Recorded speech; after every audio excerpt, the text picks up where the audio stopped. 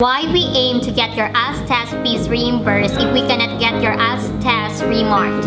The conduct of British Council. The IELTS test is commercially operated venture with a goal of making profit. Unfortunately, IDP Education seems to have very little care in testing the quality of your English comprehension. Due to the extra profit IDP Education can potentially make by excessively failing IELTS test candidates.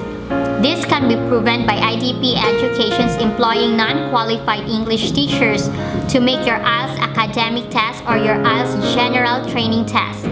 If an IELTS candidate submits a good complaint, it is cheaper for IDP Education to give your money back for the test that you have failed rather than pursuing your complaint and responding to your complaint in a court or tribunal.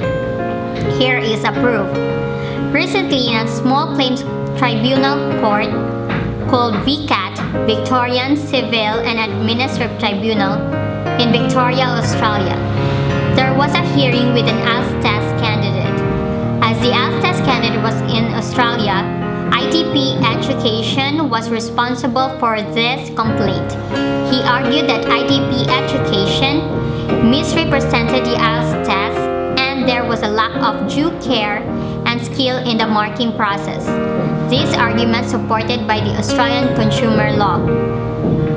IDP Education spent about 11,600 Australian dollars on the hearing.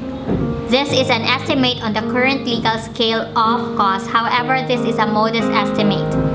The IELTS candidate was complaining about 7 IELTS academic tests that he had failed. Consequently, he was seeking a reimbursement of 2,310 Australian dollars. What do you think is the best option for IDP Education to do? Keep in mind, the IELTS test is conducted as a commercial venture to generate revenue. Number 1, reimburse the IELTS test candidate 2,310 Australian dollars and save 11,600 Australian dollars on legal fees.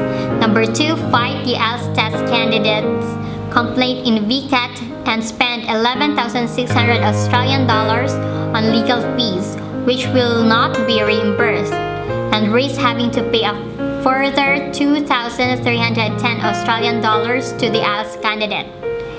Any reasonable and right-minded person would consider it to be financially irresponsible to ignore the IELTS test candidate's complaint and pursue the complaint to a court or tribunal. Now, you should be able to understand how easy it can be to complain about your IELTS test simply because it's so expensive for IDP Education to respond to your complaint. Complaining is learning. Here are 2 options. One option, and probably the best option, would be to use the IELTS Independent Investigation Process to pursue your complaints, as you may make mistakes along the way complaining yourself. We claim to have fine-tuned the complaint process to help you the quickest time and with the most effective outcomes. The second option is to pursue your complaint on your own by sending complaint letters and going to a court if IDP Education do not give back your test fees or give you a fair and transparent remark of your test.